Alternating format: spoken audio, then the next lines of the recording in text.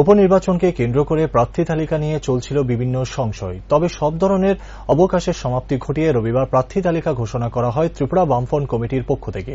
রবিবার দশরথ দেব স্মৃতি ভবনে এক সাংবাদিক সম্মেলনের মধ্যে দিয়ে উপনির্বাচনের দুটি বিধানসভা কেন্দ্রের প্রার্থীর নাম ঘোষণা করা হয়। উক্ত ত্রিপুরা বামফ্রন্ট কমিটির সাংবাদিক সম্মেলনে উপস্থিত ছিলেন সিপিআইএম এর রাজ্য সম্পাদক জিতেন্দ্র চৌধুরী, ত্রিপুরা বামফ্রন্ট কমিটির আহ্বায়ক নারায়ণ কর সহ অন্যান্যরা। সাংবাদিক সম্মেলনে নারায়ণ কর বলেন, বিভিন্ন ঘাত প্রতিঘাতের পরেও বামফ্রন্টের তরফ থেকে এই দুটি বিধানসভা কেন্দ্রে প্রার্থী দেওয়া হবে। বক্সনগর বিধানসভা কেন্দ্রে বামফ্রন্ট মনোনীত প্রার্থী হচ্ছেন মিজান হোসেন তথা প্রয়াত প্রাক্তন বিধায়ক শামসুল হকের পুত্র এবং ধনপুর বিধানসভা কেন্দ্রে প্রার্থী হচ্ছে কৌশিক চন্দ্র, যিনি পূর্বেও এই বিধানসভা কেন্দ্র থেকে প্রতিদ্বন্দ্বিতা করেছিলেন। আসন্ন উপনির্বাচনে যাতে 1:1 এর লড়াই হয়, যেখানে বিরোধী ভোট যাতে কোনোভাবেই ভাগাভাগি না হয়, সেই আশা নিয়ে শনিবার এক রুদ্ধদ্বার বৈঠক মিলিত হয়েছিল সিপিআইএম, কংগ্রেস এবং ত্রিপুরামাথা।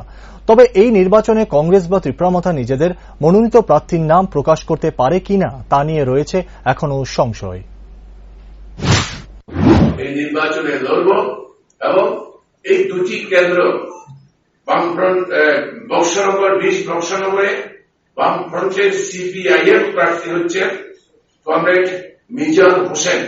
আপনারা জানেন কমরেড মিজান হোসেন হচ্ছে, শুনে থাকবেন হয়তো, যে আমাদের যে প্রয়াত আমাদের যে এমএলএ ছিলেন শামসুল হকের তৃতীয় সন্তান। নিজাম হচ্ছে ভারতের গণতান্ত্রিক যুব নেশনের রাজ্য কমিটির সদস্য এবং ওখানকার সোনামুড়া মহকুমার নেতা।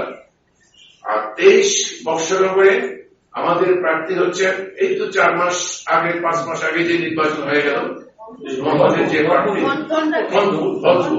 ধনপুর কেন্দ্রে, আমি দুঃখিত, ধনপুর কেন্দ্রে আমাদের প্রার্থী হচ্ছে, ওই তো গত 23 নির্বাচনে যিনি প্রার্থী ছিলেন কমরেড কৌশিক চন্দ্র, আমাদের পার্টির নেতা, যার বাবাকে খুন করেছিল এর আগে অন্য সময়তে খুন হয়েছিল, সাহসের সঙ্গে গত নির্বাচনে লড়েছে এবং এবারও সেই যুবক সাহসের সঙ্গে লড়বে, এটা